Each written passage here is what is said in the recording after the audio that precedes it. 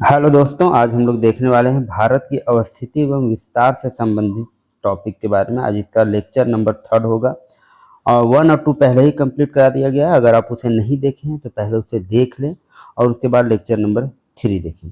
हम लोग इसमें मैप के सहायता से भी प्रश्नों को समझने का कोशिश करेंगे। जो क्वेश्चन का पैटर्न है वो एमसीक्यू और उसका एक्सप्लेनेशन, साथ में उसका मैप हम लोग देखने का कोशिश करेंगे। आप किसी भी प्रतियोगी परीक्षाओं की तैयारी कर रहे हैं, इससे प्रश्न हमेशा बनते हैं। तो आइए हम लोग शुरू करते हैं सेशन को बिना देर किए हुए। सबसे देखिए, पहला प्रश्न हमारा है कि निम्नलिखित में से किस राज्य की सीमा से राजस्थान सटा हुआ नहीं है। राजस्थान किस राज्य की सीमा से सटा हुआ नहीं है। आपके सामने ऑप्शन दिए गए हैं, गुजरात है, महाराष्ट्र है, हरियाणा है या फिर उत्तर प्रदेश है। सबसे पहले हम लोग राजस्थान का मैप समझने का कोशिश करते हैं। देखिए, ये है राजस्थान का मैप और राजस्थान का बाउंड्री अगर हम लोग देखें तो राजस्थान जो है, देखिए वेस्ट में ये पाकिस्तान से अपना बाउंड्री शेयर कर रहा है, पश्चिम की तरफ अपना पाकिस्तान से बाउंड्री शेयर करता है। अगर हम ईस्ट की बात करें तो यहाँ पे आपका पंजाब है, नॉर्थ ईस्ट की बात करें तो यहाँ पे हरियाणा है, यहाँ पे नॉर्थ की बात करें तो पंजाब है, नॉर्थ ईस्ट में हरियाणा है। इधर ईस्ट की बात करें तो आपका उत्तर प्रदेश है, यहाँ पे आपका मध्य प्रदेश बाउंड्री शेयर करता है और ये आपका गुजरात हो गया। तो ये सारे स्टेट हैं। आपका स्टेट हो गया कौन कौन, पंजाब हो गया, हरियाणा हो गया, उत्तर प्रदेश हो गया, मध्य प्रदेश हो गया, गुजरात हो गया और इधर जो है आपका पाकिस्तान हो गया। देखिए, इस तरह के प्रश्न हमेशा एग्जाम में पूछे जाते हैं कि कौन सा स्टेट किससे बाउंड्री शेयर करता है। तो आप धीरे धीरे मैप को देखेंगे तो आपका जो है एक समय ऐसा आएगा जो आपको सारे मैप दिमाग में रहेंगे। तो देखिए, ये सबसे बाउंड्री शेयर करता है। अब हम लोग क्वेश्चन की तरफ आते हैं। गुजरात से ये बाउंड्री शेयर कर रहा था, हरियाणा से भी कर रहा था और उत्तर प्रदेश से भी कर रहा था। किसी बाउंड्री शेयर नहीं करता है तो महाराष्ट्र इसका करेक्ट आंसर होगा कि महाराष्ट्र के साथ ये बाउंड्री शेयर नहीं करता है। अच्छा, अगर महाराष्ट्र की बात करें तो महाराष्ट्र कहाँ है, तो महाराष्ट्र देश के पश्चिम भाग में स्थित है और भारत का ये तीसरा सबसे बड़ा राज्य है। क्षेत्रफल के हिसाब से अगर हम बात करें तो ये भारत का कैसा राज्य है, तीसरा सबसे बड़ा राज्य। अगर आपसे पूछा जाए कि आप बताइए जनसंख्या के हिसाब से क्या है, तो जनसंख्या में इसका स्थान आता है दूसरा। अच्छा, जनसंख्या में अगर पहला स्थान आपसे पूछा जाए तो पहला स्थान किसका है, यूपी का। पहला स्थान है यूपी का और दूसरा किसका है, महाराष्ट्र का। लेकिन क्षेत्रफल में क्या है, तीसरा स्थान।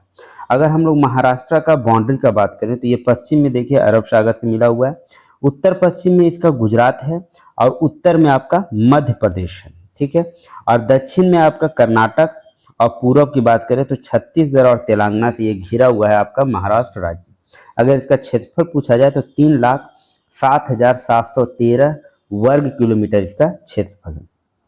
आइए हम लोग नेक्स्ट प्रश्न की तरफ चलते हैं। देखिए, नेक्स्ट प्रश्न पूछा गया है कि निम्नलिखित में से कौन सा राज्य पहले नेफा के नाम से जाना जाता था। आप इस प्रश्न का जवाब जानते हैं, नेफा किसको बोला जाता था। ये प्रश्न बार बार एग्जाम में हमेशा पूछा जाता है, अनगिनत परीक्षाओं में ये आ चुका है। तो नेफा के नाम से किसको जाना जाता था, आपके सामने ऑप्शन है। अच्छा, नेफा का फुल फॉर्म क्या है, नेफा का फुल फॉर्म है नॉर्थ ईस्ट फ्रंटियर एजेंसी। क्या है, नॉर्थ ईस्ट फ्रंटियर एजेंसी इसका नाम है, फुल फॉर्म। तो नेफा के नाम से पहले किसको जाना जाता था, पहले जो नेफा था अब वो क्या हो गया, अरुणाचल प्रदेश। अब क्या हो गया, वो अरुणाचल प्रदेश हो गया। नेफा देश में अंग्रेजों के चले जाने के बाद, मतलब आज़ादी के बाद कुछ साल तक ये नेफा के रूप में, जो अभी अरुणाचल प्रदेश वाला एरिया है उसको नेफा के रूप में जाना जाता था। अब बाद में अरुणाचल प्रदेश एक केंद्र शासित राज्य के रूप में उभरा और उसके बाद 1972 में, ये कब, अरुणाचल प्रदेश जो है केंद्र शासित राज्य के रूप में कब शामिल हुआ है भारत में, तो ये है 1972 में।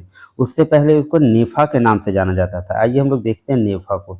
ये है, देखिए नेफा क्या है, नेफा नॉर्थ ईस्ट फ्रंटियर एजेंसी। ये है नेफा, क्या है, नॉर्थ ईस्ट फ्रंटियर एजेंसी। और यही एरिया में आपका क्या है, अरुणाचल प्रदेश है। ये नॉर्थ ईस्ट फ्रंटियर एजेंसी है। अब देखिए, इसी को अभी जो है अरुणाचल प्रदेश जो है ये बन गया है। क्या बन गया, अरुणाचल प्रदेश। कब बना है, तो अभी हम लोग देखें 1972 में। याद रखेंगे सारे फैक्ट को, कब बना है, तो 1972 में बना है। अच्छा, अरुणाचल प्रदेश का अगर बाउंड्री का बात किया जाए तो अरुणाचल प्रदेश शेयर किससे करता है, अपना साझा किससे करता है सीमा, तो देखिए इधर आपको देख लीजिए, वेस्ट में भूटान से करता है, चाइना हो गया इसका पूरा ये, इधर म्यांमार से अपना बाउंड्री शेयर करता है, असम से करता है और एक और स्टेट है नागालैंड से भी ये शेयर करता है अरुणाचल प्रदेश अपना बाउंड्री। अगर इसका राजधानी की बात करें तो ईटानगर जो है इसकी राजधानी है अरुणाचल प्रदेश की। नेक्स्ट हम लोग प्रश्न की तरफ चलते हैं। नेक्स्ट प्रश्न बोला गया है, निम्नलिखित में से किस राज्य की सीमा मध्य प्रदेश से नहीं लगती? किसके साथ बोला गया कि मध्य प्रदेश से किसकी सीमा नहीं लगती? आपके सामने ऑप्शन दिया गया है कि उड़ीसा, गुजरात, राजस्थान या फिर उत्तर प्रदेश। मध्य प्रदेश से किसकी सीमा नहीं लगती? तो गुजरात की बिल्कुल लगती है, राजस्थान की भी लगती है और उत्तर प्रदेश की भी लगती है। तो आपका करेक्ट आंसर क्या होगा? करेक्ट आंसर होगा आपका उड़ीसा। उड़ीसा की सीमा जो है वो मध्य प्रदेश से नहीं लगती है। अब देखिए उड़ीसा जो है, उड़ीसा की सीमा मध्य प्रदेश से नहीं लगती है। अब मध्य प्रदेश की सीमाएं अगर हम लोग देखें तो इसका मैप देख लेते हैं हम लोग। देखिए ये मध्य प्रदेश है आपका। मध्य प्रदेश की सीमा बात करें तो किसमें, देखिए वेस्ट में किससे मिल रहा है? गुजरात से। साउथ का बात करें तो देखिए यहाँ पे महाराष्ट्र है। साउथ ईस्ट का बात करेंगे तो यहाँ पे छत्तीसगढ़ है। नॉर्थ ईस्ट का बात करें तो यहाँ पे उत्तर प्रदेश है और यहाँ पे राजस्थान है। मतलब टोटल जो बाउंड्री शेयर करता है ये 5 स्टेट के साथ अपना बाउंड्री शेयर करता है। कौन? मध्य प्रदेश। कितना स्टेट? तो 5 स्टेट। ये सारे प्रश्न जो है हमेशा एग्जाम में आते हैं, तो बिल्कुल आप ध्यान रखेंगे और मैप को ध्यान से समझने का कोशिश करेंगे ताकि चीज़ें आपको लंबी समय तक याद रहें। तो ये 5 स्टेट है जिससे मध्य प्रदेश अपना बाउंड्री शेयर करता है। नेक्स्ट प्रश्न की तरफ चलते हैं। नेक्स्ट प्रश्न है कि पोर्ट ब्लेयर कहाँ स्थित है? देखिए ये प्रश्न अगर पूछा जाए कि पोर्ट ब्लेयर किसकी राजधानी है, तो आपको पता है कि अंडमान और निकोबार की राजधानी है। किसकी राजधानी? अंडमान और निकोबार की राजधानी है। तो अगर किसकी राजधानी पूछा जाता है या फिर अंडमान कहाँ स्थित है में अंडमान या निकोबार दिया जाता है तो आप इसका आंसर तुरंत करेक्ट कर देते हैं। लेकिन ये प्रश्न क्या पूछ रहा है कि पोर्ट ब्लेयर कहाँ स्थित है? उत्तरी अंडमान में है, दक्षिणी अंडमान में है, मध्य अंडमान में या फिर छोटा अंडमान में? तो बताइए इसका क्या होगा करेक्ट आंसर? तो करेक्ट आंसर होगा आपकी पोर्ट ब्लेयर जो आपका स्थित है वो दक्षिणी अंडमान में स्थित है। पोर्ट ब्लेयर राजधानी है किसका? अंडमान और निकोबार का। यह शहर यहाँ की राजधानी भी है। पोर्ट ब्लेयर केंद्र शासित क्षेत्र है। ये हम लोग जानते हैं कि 8 केंद्र शासित क्षेत्र हैं जिसमें पोर्ट ब्लेयर भी ये है। हम लोग देख लेते हैं ये पोर्ट ब्लेयर का स्थिति देख लेते हैं। पोर्ट ब्लेयर देखिए साउथ अंडमान, ये साउथ अंडमान में ही आपका पोर्ट ब्लेयर स्थित है। ये अंडमान निकोबार को बांटा गया है। नॉर्थ अंडमान हो गया, ये नॉर्थ अंडमान हो गया, ये मिडिल अंडमान हो गया, साउथ अंडमान हो गया, ये लिटिल अंडमान हो गया, कार निकोबार और इसको लिटिल निकोबार और ये ग्रेट निकोबार। ये अंडमान निकोबार का जो है ये डिवीजन है उसका। देखिए 10 डिग्री चैनल जो है लिटिल अंडमान और कार निकोबार को अलग करता है। अब देखिए ये जो अंडमान निकोबार है इसमें कुछ महत्वपूर्ण नेशनल पार्क हैं जो आपको याद होना चाहिए। एक है आपका माउंट हैरियट नेशनल पार्क जिसकी स्थापना की बात करें तो 1987 में हुआ है। सैडल पीक नेशनल पार्क पूछा जाए कहाँ है तो ये भी अंडमान निकोबार में है। 1987 में इसका भी स्थापना हुआ है। Mahatma Gandhi marine national park की बात करें तो ये भी आपका अंडमान निकोबार में है और 1982 में इसकी स्थापना हुई।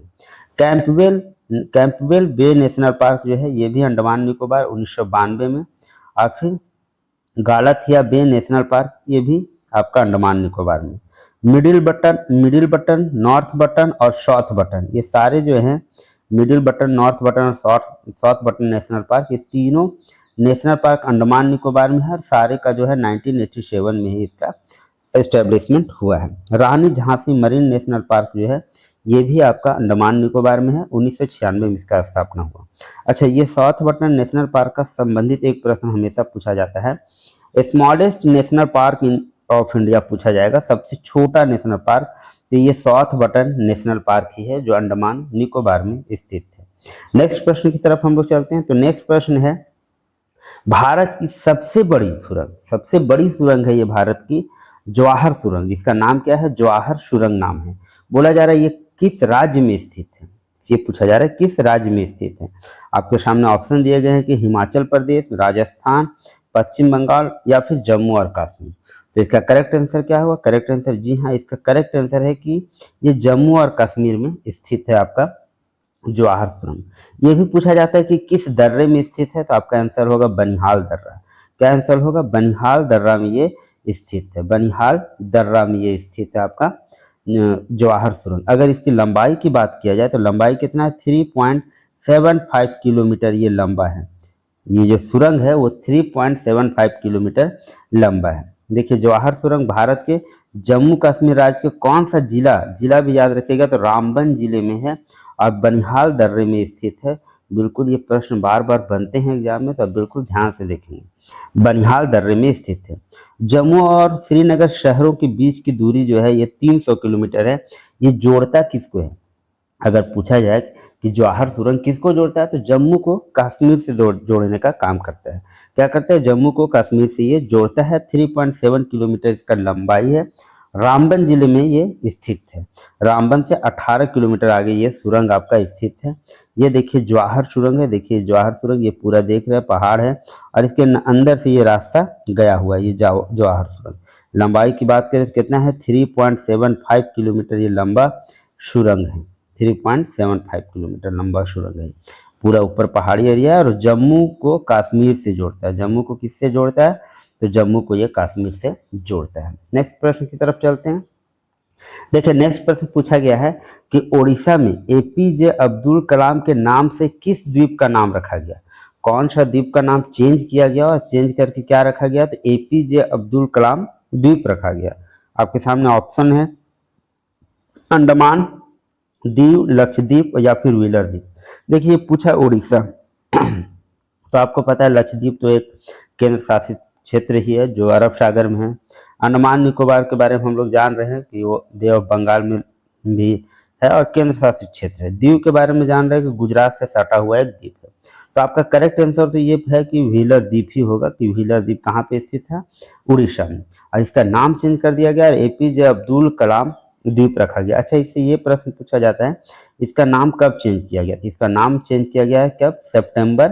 सितंबर 2015 में इसका नाम चेंज किया गया। सितंबर 2015 में नाम चेंज किया गया और व्हीलर द्वीप का नाम एपीजे अब्दुल कलाम द्वीप कर दिया गया। देखिए उड़ीसा सरकार ने भद्रक जिले में, ये भी याद रखिएगा कौन सा जिला में ये स्थित है? तो भद्रक जिले में स्थित है व्हीलर द्वीप, जिसका नाम बदलकर एपीजे अब्दुल कलाम द्वीप कर दिया गया। और इसकी घोषणा जो है नवीन पटनायक ने किया था। नवीन पटनायक ने क्यों किया था? तो एपीजे अब्दुल कलाम जो राष्ट्रपति थे हमारे भारत देश के, उनको विनम्र श्रद्धांजलि देने के लिए व्हीलर द्वीप का नाम जो है एपीजे अब्दुल कलाम द्वीप कर दिया गया था। देखिए नेक्स्ट प्रश्न देख रहे हैं कि सियाचिन ग्लेशियर क्षेत्र के ऊपर किनके मध्य झगड़ा है? जो सियाचिन ग्लेशियर है उसके बीच में लेकर विवाद किसके किसके बीच है? आपके सामने ऑप्शन है कि भारत और पाकिस्तान का है, कि भारत और चीन का है, भारत और नेपाल का है, या फिर चीन और नेपाल का है। तो ये जो लड़ाई झगड़ा है सियाचिन ग्लेशियर को लेकर, वो लड़ाई झगड़ा किसके बीच में है? तो ये लड़ाई झगड़ा भारत और पाकिस्तान के बीच में है, ये सियाचिन ग्लेशियर को लेकर। ये सियाचिन ग्लेशियर। अच्छा सियाचिन ग्लेशियर हम लोग कल भी देखे थे, मैप में भी देखे थे इसको। सियाचिन ग्लेशियर का समुद्र तल से अगर ऊंचाई बात किया जाए तो 5753 मीटर है। इसको सफ़ेद पानी भी कहा जाता है। सियाचिन ग्लेशियर को क्या बोलते हैं? सफ़ेद पानी भी कहा जाता है। सफ़ेद पानी भी कहा जाता है। यह हाइट इसका 5753 मीटर है समुद्र तल से। कश्मीर क्षेत्र में स्थित है और इस ग्लेशियर पर भारत और पाकिस्तान के बीच में आपका विवाद है। देखिए ये सियाचिन ग्लेशियर है, ये आपको सियाचिन ग्लेशियर दिखाया गया है और ये इसी में विवाद है किसके बीच? भारत और पाकिस्तान को। ये वाला जो एरिया है, ये जो ब्लू वाला एरिया देख रहे हैं, ये किसके कंट्रोल में है? यहाँ पे एडमिनिस्ट्रेशन चलता है पाकिस्तान का, लेकिन क्लेम कौन करके रखा है? क्लेम करके रखा है कौन? तो इंडिया का कहना है कि वो उसका पार्ट है। और ये अक्साई चीन हम लोग कल देख ही लिए थे, इसमें चीन का अधिकार है। इसमें चीन का अधिकार हुआ है 1962 वार के बाद, इसमें चीन का अधिकार है।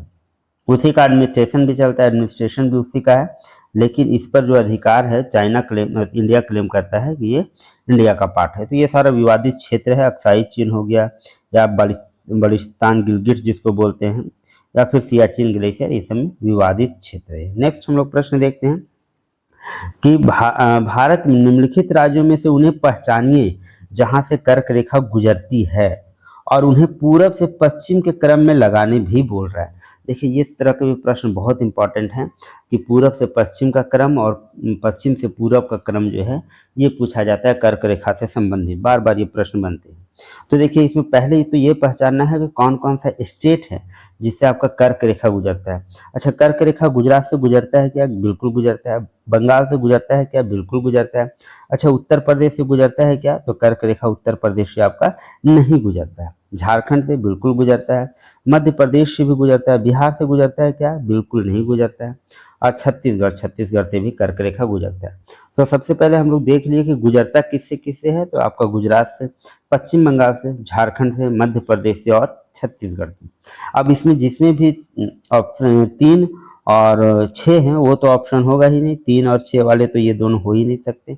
अब इसको आपको सजाना है क्रम से, तो क्रम से सजाने के लिए कैसे क्रम बोला है, तो क्रम बोला है कि उसे पूर्व से पश्चिम क्रम में, मतलब सबसे पूर्व वाला जो स्टेट है वो पहले लिखाएगा, सबसे पूर्व वाला जो स्टेट है वो सबसे पहले होगा। तो सबसे पूर्व वाला स्टेट इसमें कौन दिख रहा है आपको, पश्चिम बंगाल, तो सबसे पहला 2 हो गया। पश्चिम बंगाल के बाद कौन होगा, झारखंड, तो 4 हो गया। तो आपका करेक्ट ऑप्शन क्या हो गया, 2 4 7 5 1। अब इसको हम लोग देख लेते हैं। कर्क रेखा जो गुजरने वाले 8 राज्य हैं कौन है, गुजरात है, राजस्थान है, मध्य प्रदेश है, छत्तीसगढ़ है, झारखंड है, पश्चिम बंगाल, त्रिपुरा और मिजोरम है।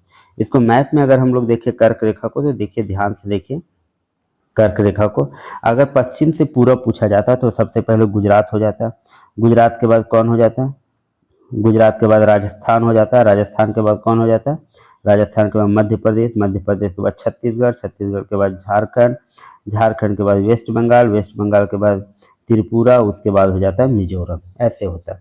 लेकिन आपको पूछा गया था क्या, पश्चिम से पूर्व, तो सबसे पहला मिजोरम और त्रिपुरा का तो जिक्र नहीं था, वेस्ट बंगाल का था, तो ये पहला हो गया, फिर दूसरे नंबर पे झारखंड हो गया, और इस तरह से आगे आपका क्रम बढ़ते गया। ठीक है, हम लोग नेक्स्ट प्रश्न देखते हैं।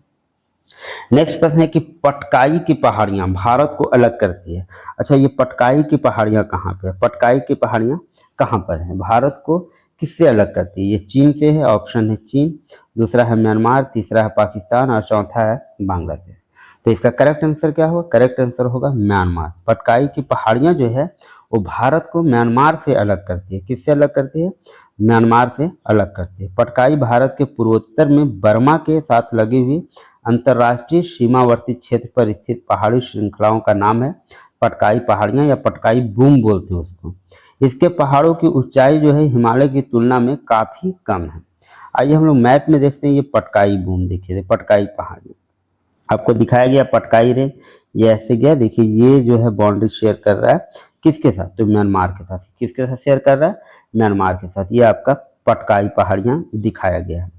ठीक है, हम लोग नेक्स्ट प्रश्न देखते हैं। नेक्स्ट प्रश्न हम लोगों का, निम्नलिखित में से किस भारतीय राज्य की सीमाएं उत्तर, दक्षिण और पश्चिम में बांग्लादेश की सीमाओं को स्पर्श करती है। उत्तर में भी बांग्लादेश है, पश्चिम में भी बांग्लादेश है और दक्षिण में भी बांग्लादेश है। तो बोल रहा है ऐसा कौन सा स्टेट है जिसके उत्तर में भी बांग्लादेश, पश्चिम में भी बांग्लादेश और दक्षिण में भी बांग्लादेश है, और ये स्टेट का नाम क्या है, स्टेट का नाम है आपका त्रिपुरा। क्या नाम है ये, स्टेट का नाम है त्रिपुरा। त्रिपुरा जो है ये अपनी 3 तरह से सीमाएं साझा करता है, और किसके साथ, तो बांग्लादेश के साथ सीमा साझा करता है।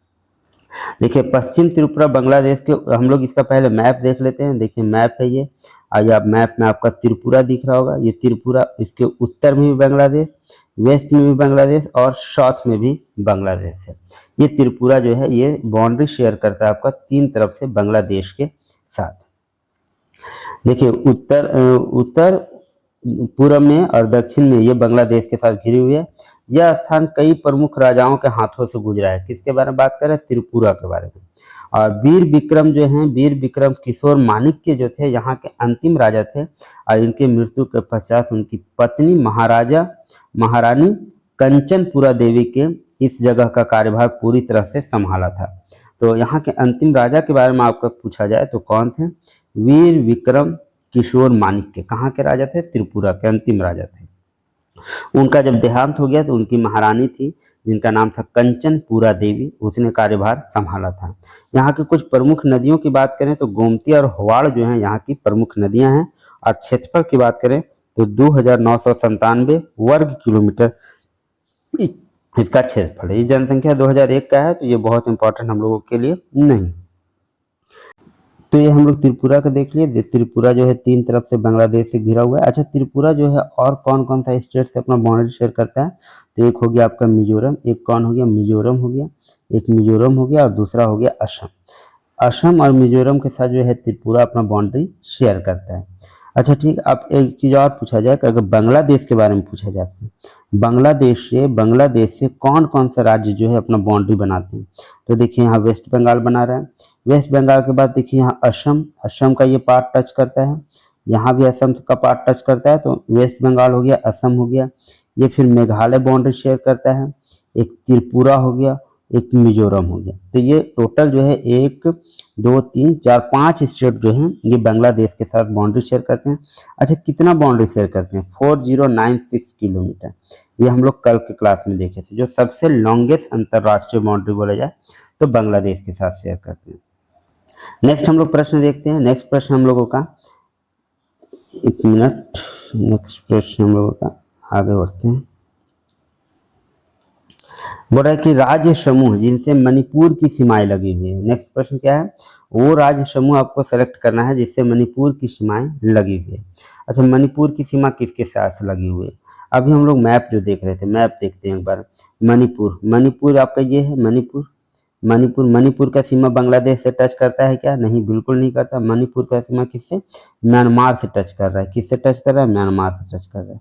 लेकिन आपको एक बार स्टेट के बारे में पूछ रहा है कि कौन कौन सा स्टेट जो है मणिपुर से अपना बाउंड्री शेयर करता है। तो आपका देखिए यहाँ नागालैंड है, असम है और मिजोरम है। देखिए, आप मैप देख के अगर चीज़ों को देखेंगे तो आपको लंबे समय तक याद रहेगी। तो मणिपुर जो है, मणिपुर बाउंड्री किसके शेयर करता है? तो मिजोरम हो गया, नागालैंड हो गया और असम हो गया। अब हम लोग का प्रश्न क्या था? तो मणिपुर की सीमा किसके साथ लगी हुई है? तो एक हो गया आपका मिजोरम, नागालैंड और असम। तो नागालैंड, मिजोरम और असम कौन है? आपका ऑप्शन नंबर सी। तो ऑप्शन नंबर सी इसका होगा, ये करेक्ट आंसर होगा। ये उत्तर में ये नागालैंड, दक्षिण में मिजोरम और पश्चिम में असम के साथ जो है ये बाउंड्री शेयर करता है। पूरब में इसका म्यांमार है। पूरब में क्या है? यहाँ पूरब में म्यांमार हो गया, पूरब में म्यांमार हो गया और उत्तर में पूरब में हो गया आपका, उत्तर में नागालैंड हो गया, पश्चिम में असम हो गया और दक्षिण में आपका मिजोरम के साथ ही बाउंड्री शेयर करता है मणिपुर। नेक्स्ट हम लोग प्रश्न देखते हैं। नेक्स्ट प्रश्न है कि पाकिस्तान की सीमाओं से लगे भारतीय राज्य कौन कौन से हैं? ये पूछा गया। अच्छा, पाकिस्तान की सीमा से कौन कौन से भारतीय राज्य लगते हैं? तो पाकिस्तान की सीमा से गुजरात लगता है, हिमाचल प्रदेश लगता है, हरियाणा लगता है क्या? तो हरियाणा नहीं लगता है। हरियाणा, हिमाचल प्रदेश लगता है क्या? हिमाचल प्रदेश भी नहीं लगता है। तो कौन करेक्ट होगा? ये हिमाचल प्रदेश भी नहीं, हरियाणा। नेक्स्ट हम लोग देखते हैं ऑप्शन नंबर बी, गुजरात लगता है, जम्मू कश्मीर लगता है, पंजाब लगता है और राजस्थान लगता है। तो आपका करेक्ट आंसर कौन होगा? करेक्ट आंसर होगा बी। ये जो चारों स्टेट हैं, ये चारों स्टेट जो हैं वो पाकिस्तान के साथ अपना बाउंड्री शेयर करते हैं। कौन कौन? गुजरात हो गया पहला, दूसरा जम्मू कश्मीर हो गया, तीसरा पंजाब हो गया और चौथा कौन हो गया? राजस्थान हो गया। इसको हम लोग मैप में देखने का कोशिश करते हैं। देखिए, ये आपका पाकिस्तान है, ये क्या है? पाकिस्तान है। अब पाकिस्तान से बाउंड्री देखिए शेयर कौन कर रहा है। अगर लद्दाख रहता ऑप्शन में तो लद्दाख भी होता है। तो लद्दाख है, जम्मू कश्मीर हो गया, एक इधर पंजाब हो गया, इधर राजस्थान हो गया और एक गुजरात हो गया। बिल्कुल मैप को आप बिल्कुल ध्यान दे के समझेंगे, ये आपको जो है हेल्प करेगा। मदद परीक्षाओं में जब प्रश्न पूछे जाएंगे वहाँ पे मैप ही सबसे पहले आपका दिमाग में चलना चाहिए। तो आपका पाकिस्तान देख लीजिए, लद्दाख हो गया, जम्मू कश्मीर, पंजाब, राजस्थान और गुजरात के साथ ही अपना बाउंड्री शेयर करता है। नेक्स्ट प्रश्न की तरफ चलें। नेक्स्ट प्रश्न है कि अरब सागर में स्थित भारतीय द्वीपों की सर्वाधिक महत्वपूर्ण विशेषता क्या है? अरब सागर में बताइए कौन सा द्वीप है? कौन सा द्वीप है अरब सागर में? तो लक्षद्वीप। कौन सा है अरब सागर में स्थित है? तो लक्षद्वीप जो है ये अरब सागर में स्थित है। अच्छा, इसका मुख्य विशेषता क्या है? तो ये आकार में काफी छोटे हैं, बिल्कुल ये छोटे तो हैं, लेकिन महत्वपूर्ण विशेषता पूछा गया, वे सभी परवाल उद्गम है। ये सबसे महत्वपूर्ण विशेषता है कि अरब सागर में जो द्वीप स्थित हैं वो परवाल भित्ति से बने हुए हैं। तो सबसे इम्पॉर्टेंट इसका फैक्ट जो होगा, वे सभी परवाल उद्गम हैं। यही इसका जो है मेन इम्पॉर्टेंट फैक्ट है। नेक्स्ट हम लोग प्रश्न देखते हैं कि भारत का सुदूर पूर्वी बिंदु पूछा गया। अच्छा, आप दक्षिणी बिंदु का और उत्तरी बिंदु को जान रहे हैं। सबसे दक्षिणी बिंदु आपका इंदिरा पॉइंट जो अंडमान निकोबार में पड़ता है, और सबसे उत्तरी बिंदु, दक्षिणी बिंदु तो हम लोग देख लिए थे, इंदिरा पॉइंट था, इंदिरा पॉइंट था। और सबसे उत्तरी बिंदु कौन था? इंदिरा कॉल था। सबसे उत्तरी बिंदु कौन था? इंदिरा कॉल था, इंदिरा कॉल। और सबसे पूर्वी बिंदु पूछा गया था। सबसे पूर्वी बिंदु कौन है आपका? आपके सामने ऑप्शन है वो ओखा, मोको कंचन, दौलचारा या किबूथी। तो करेक्ट आंसर क्या है आपका? किबूथी जो है, जो कि कहाँ स्थित है? अरुणाचल प्रदेश में। बिल्कुल अरुणाचल प्रदेश में ही होना चाहिए, क्योंकि सबसे पूर्वी स्टेट का बात करें कौन होना चाहिए? अरुणाचल। सबसे पूर्वी स्टेट का बात करें, सबसे पूर्वी स्टेट कौन है? अरुणाचल प्रदेश है, सबसे पूर्वी बिंदु भी अरुणाचल प्रदेश में ही होगा। नाम क्या है उसका? किबूथी, याद रखिएगा, किबूथी नाम है उसका। हाँ अच्छा, सबसे पश्चिमी बिंदु किस स्टेट में होगा? तो गुजरात में होगा, और उसका नाम क्या है? उसका नाम है गोहर मोती। क्या नाम है? गोहर मोती या गोहर मोता इसको बोलते हैं। गोहर मोती जो है ये सबसे पश्चिमी बिंदु है। ये देखिए किबूथी जो है भारत के अरुणाचल प्रदेश में अंजा जिले, नाम याद रखिएगा, अंजा जिले में स्थित एक कस्बा, एक गांव है, एक गांव है ये किबूथी।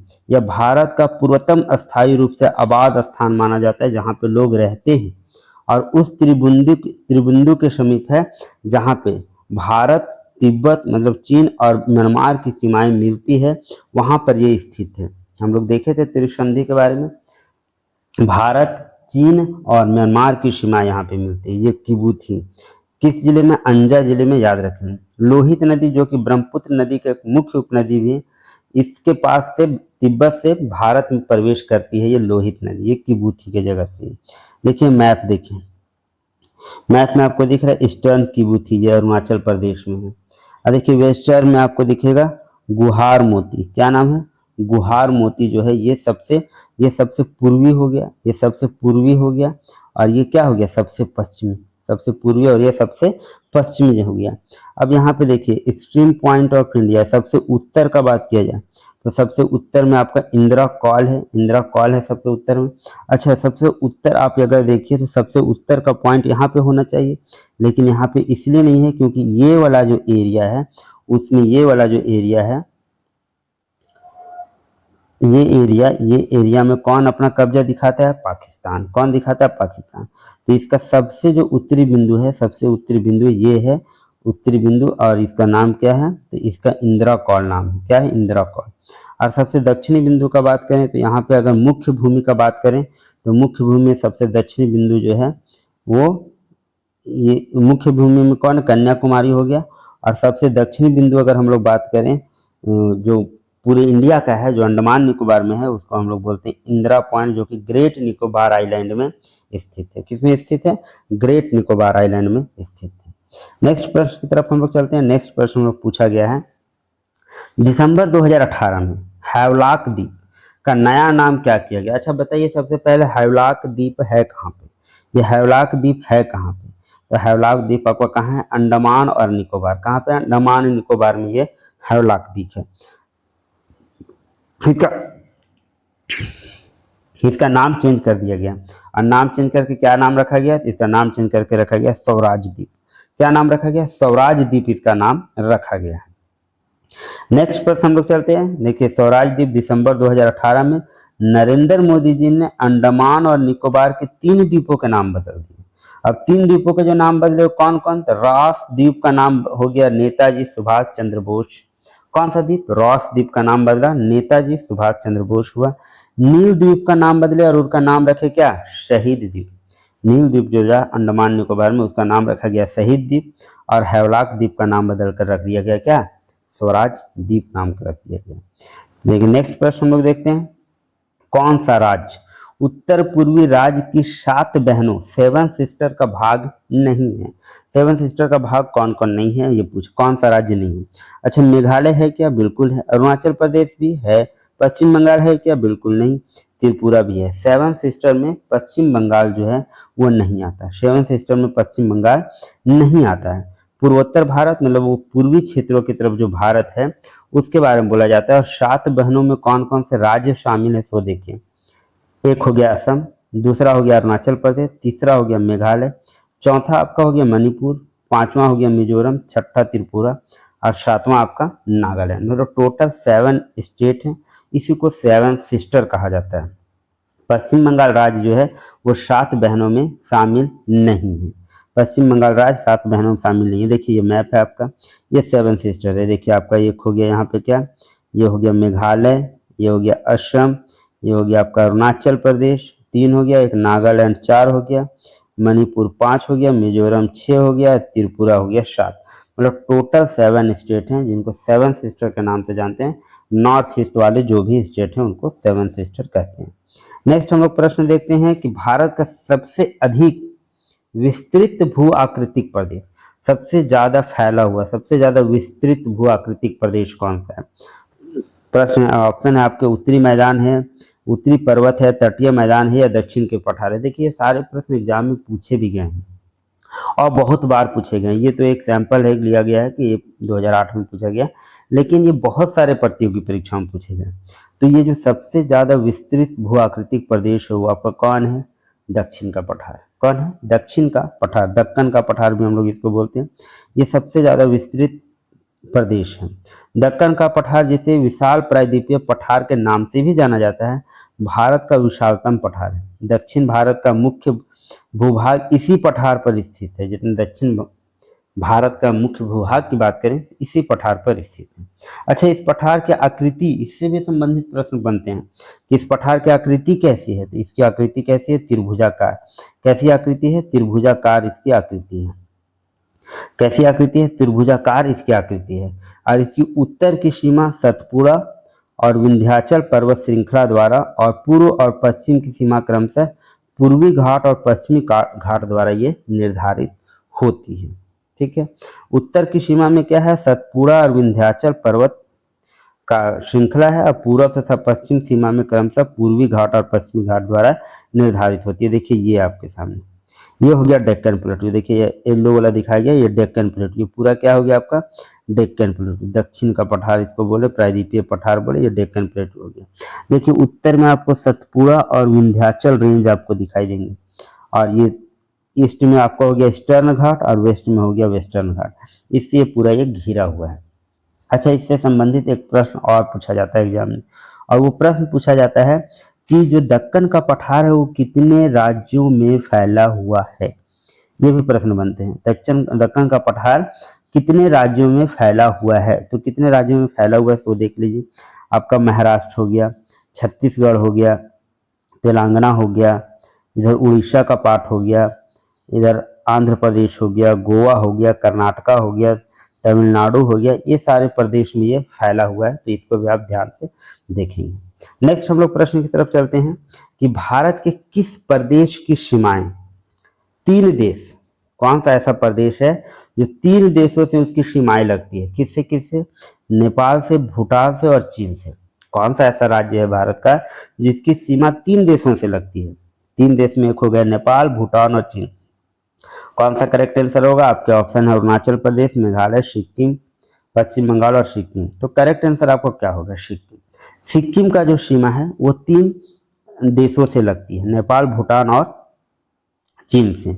अब देखिए सिक्किम जो है यह राज्य पश्चिम में नेपाल से मिलता है, उत्तर तथा पूर्व में चीनी तिब्बत स्वायत्त क्षेत्र से मिलता है। स्वायत्त मतलब स्वतंत्र क्षेत्र है वो। दक्षिण पूर्व में भूटान से लगा हुआ है।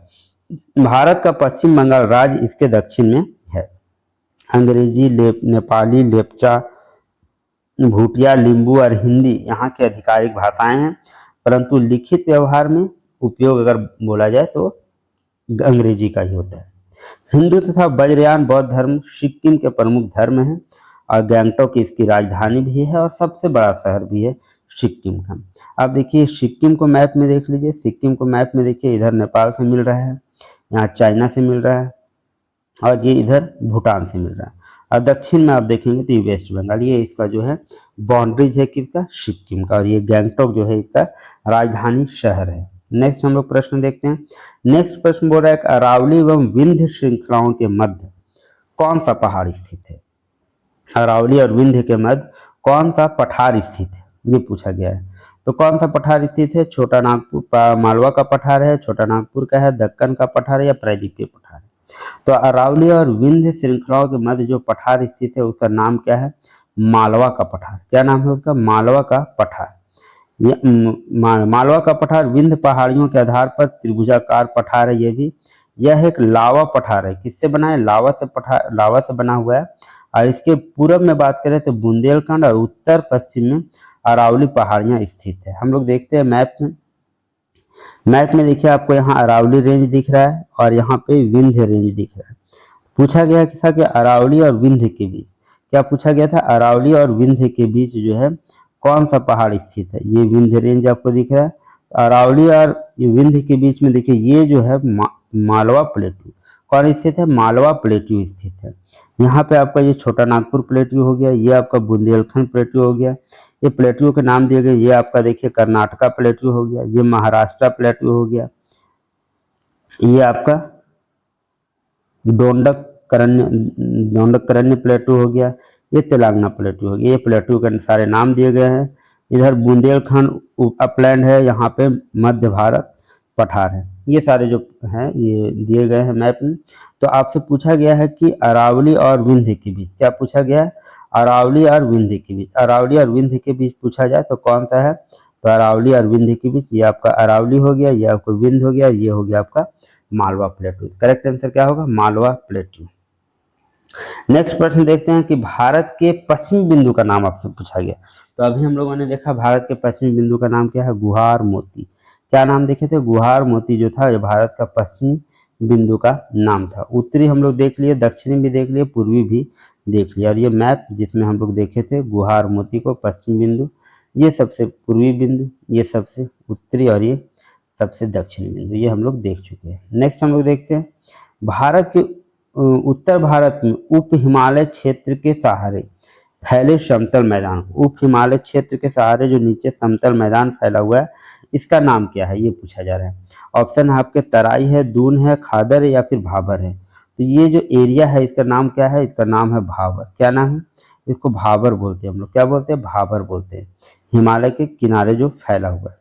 भाबर एक प्रकार का पथरीला क्षेत्र होता है जो हिमालय तथा गंगा नदी के मैदान के बीच में ये पाया जाता है। इस क्षेत्र में पर्वतीय भाग से नीचे आने वाले नदियों के लगभग 8 किलोमीटर चौड़ाई में यहाँ कंकड़ पत्थर ऐसे जमा दिया जाता है, उसी को हम लोग क्या बोलते हैं, भाबर। देखिए मैप में दिखाया गया है, ये आपका हिमालय हो गया, यहाँ से उतरने के बाद यहाँ कंकड़ पत्थर बिछा दिया गया है, और तो इसी को हम लोग बोलते हैं भाबर। भाबर के बाद आता है तराई, और तराई के बाद जो है ये एलुवियल सॉइल वाला एरिया आता है जिसमें बांगर और खादर जो है ये एलुवियल सॉइल है। यहाँ पे क्या होता है, बड़े बड़े पत्थर होता है, यहाँ पे नदियाँ जो है लुप्त हो जाती है। नदियाँ जब पहाड़ से गिरती है तो ये इस पत्थरों के नीचे से बहने लगती है। और ये तराई जो है ये पूरा दलदली एरिया होता है। कैसा एरिया होता है, पूरा दलदली क्षेत्र होता है ये तराई। नेक्स्ट हम लोग प्रश्न देखते हैं। नेक्स्ट प्रश्न पूछा गया कोरी निवेशिका जिस पर स्थित है वह है। अच्छा, ये कोरी निवेशिका क्या है, तो कोरी निवेशिका जो है एक पतला संकरा भाग है समुद्र का, जिसमें ज्वारीय भाग है, इसमें ज्वार भाटा हमेशा आते रहता है। तो ये कहाँ पर स्थित है, ये पूछा गया। तो कोरी निवेशिका जो है आपसे ऑप्शन है कच्छ की खाड़ी, खंबात की खाड़ी, कच्छ का लिटिल रन या फिर कच्छ का रन। तो ये कोरी निवेशिका जो है कच्छ की खाड़ी में स्थित है। कहाँ पे स्थित है, कच्छ की खाड़ी में ये स्थित है कोरी निवेशिका।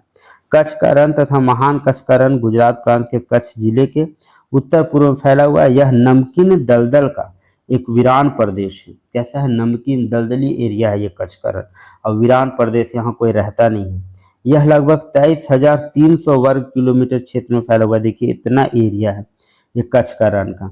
यह समुद्र का ही एक संकरा अंग है जो भूचाल के कारण संभवतः अपने मौलिक तल को ऊपर मोड़ आया, परिणाम स्वरूप समुद्र से ये पृथक हो गया। तो ये समुद्र का ही भाग है जो आंतरिक अपना भूचाल के कारण ये मौलिक रूप से ऊपर उभर कर आ गया है।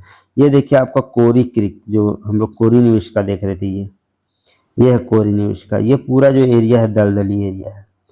क्या एरिया है, कच्छ रन ऑफ कच्छ जो है पूरा दलदली। देखिए यहाँ पे शर क्रीक है, ये समुद्री रास्ता होता है पतला सा, पानी का एक जो है एरिया होता है पतला सा, ज्वारीय एरिया है ये पूरा कोरी क्रीक। नेक्स्ट हम लोग प्रश्न अगर देखें, नेक्स्ट प्रश्न हम लोगों का, भारत के कितने राज्य और संघ राज्यों की 2 या 2 से अधिक अंतर्राष्ट्रीय सीमाएं, मतलब कितने राज्य और संघ शासित क्षेत्र या केंद्र शासित क्षेत्र ऐसे हैं जो 2 या 2 से अधिक अंतर्राष्ट्रीय सीमाओं के साथ लगे हुए हैं। जैसे कि हम लोग अभी देखें सिक्किम देखें हम लोग, नेपाल, भूटान और किसके साथ लगा हुआ था, तो नेपाल, भूटान और चाइना के साथ लगा हुआ था। ऐसे कितने संघ राज्य या फिर केंद्र शासित प्रदेश है जिसकी सीमाएं 2 या 2 से अधिक अंतर्राष्ट्रीय सीमाएं बनती है, 2 या 2 से अधिक देशों से लगी हुई। तो ऐसे जो कुल है वो कितने हैं, 4 है। कौन कौन 4 है, तो एक हो गया आपका उत्तराखंड, पहला उत्तराखंड हो गया जो चीन और नेपाल के साथ अपना बाउंड्री शेयर करता है, उत्तराखंड। दूसरा हम बात करें लद्दाख का, लद्दाख बाउंड्री शेयर करता है चीन और पाकिस्तान के साथ। तीसरा तो सिक्किम, अभी हम लोगों ने देखा तो चीन, नेपाल और भूटान के साथ बाउंड्री शेयर करता है। और नेक्स्ट हो गया पश्चिम बंगाल, जो कि बाउंड्री शेयर करता है किसके साथ, नेपाल और बांग्लादेश के साथ अपना बाउंड्री शेयर करता है। तो 4 ऐसे राज्य या केंद्र शासित प्रदेश हैं जो अपना बाउंड्री जो है 2 या 2 से अधिक देशों के साथ शेयर करते हैं। सारे फैक्ट को बिल्कुल आप ध्यान में रखते हुए चलेंगे, आपका ज्योग्राफी जो है जो हम लोग टॉपिक पढ़ रहे हैं भारत की अवस्थिति एवं विस्तार, वो काफ़ी बेटर हो जाएगा अगर आप सारे लेक्चर को देख रहे होंगे। नेक्स्ट हम लोग प्रश्न देखते हैं, पश्चिमी घाट है। पश्चिमी घाट क्या है, तो ये पूछा गया कि पर्वत है, पठार है, पठारों के ढलान है या फिर पहाड़ियाँ हैं। तो पश्चिमी घाट जो है आपका ये पठारों का ढलान है। क्या है ये, पहाड़ों या पठारों का ढलान है आपका पश्चिमी घाट। डेक्कन प्लेटू है, मतलब दक्कन प्लेटू है, डेक्कन प्लेटू है आपका बीच में, और उसका ढलान जो है वही पश्चिमी घाट और पूर्वी घाट है। भारत का पश्चिमी तट पर स्थित पर्वत श्रृंखला को पश्चिमी घाट या सह्याद्री के नाम से भी जानते हैं। दक्कनी पठार के पश्चिमी किनारे के साथ साथ यह पर्वतीय श्रृंखला उत्तर से दक्षिण की तरफ लंबाई की बात करें तो 1600 किलोमीटर लंबा है। कितना लंबा है, 1600 किलोमीटर। यही है आपका पश्चिमी घाट, ये पश्चिमी घाट है। और ये क्या है, पठारी ढलान है। क्या है, पठारी ढलान है, पठारी ढलान है, पठारी ढलान। इधर पूरा आपका समुद्र हो गया, ये हो गया आपका वेस्टर्न घाट, ये हो गया आपका ईस्टर्न घाट। वेस्टर्न कोस्टल प्लेन में देखिए यहाँ पे आपका काठियावाड़ हो गया, कोंकण हो गया, मालाबार हो गया। ईस्टर्न में कोरोमंडल हो गया, आंध्रा कोस्ट हो गया, इसको उत्तरी सरकार भी बोलते हैं, उत्कल कोस्ट हो गया। तो ये है आपका, ये आपका हो गया क्या, ये आपका हो गया वेस्टर्न घाट जो कि पठारी ढलान है। नेक्स्ट हम लोग प्रश्न देखते हैं, निम्नलिखित में कौन सी पहाड़ियाँ पूर्वांचल पहाड़ियों का हिस्सा नहीं है। पूर्वांचल पहाड़ी का हिस्सा नहीं है तो मिजो, नागा, नागा हो गया, मिजो हो गया, मणिपुर पहाड़ियाँ हो गई, ये हो गया, ये सारों जो है ये पूर्वांचल पहाड़ी का हिस्सा है। लेकिन पालनी पहाड़ियाँ जो है, पालनी पहाड़ियाँ कहाँ हैं, पालनी पहाड़ियाँ भारत के दक्षिण में स्थित है, तो ये पूर्वांचल पहाड़ियाँ का हिस्सा नहीं है। पूर्वांचल पहाड़ियाँ भारत के उत्तर पूर्वी राज्यों में फैली हुई है, और इसमें सबसे इंपॉर्टेंट हो गया मिजो, नागा हो गया, मणिपुर हो गया, और पटकाई बूम पहाड़ियाँ, ये सारे कहाँ हैं, तो ये पूर्वांचल पहाड़ियों के भाग हैं। लेकिन पालनी पहाड़ियाँ, पालनी पहाड़ियाँ कहाँ आपकी, पालनी पहाड़ियाँ आपके कहाँ पे है, तो ये भारत के दक्षिणी भाग में स्थित है। अब भारत के दक्षिणी भाग में स्थित है तो पूर्वांचल पहाड़ियों का हिस्सा बिल्कुल नहीं होगा।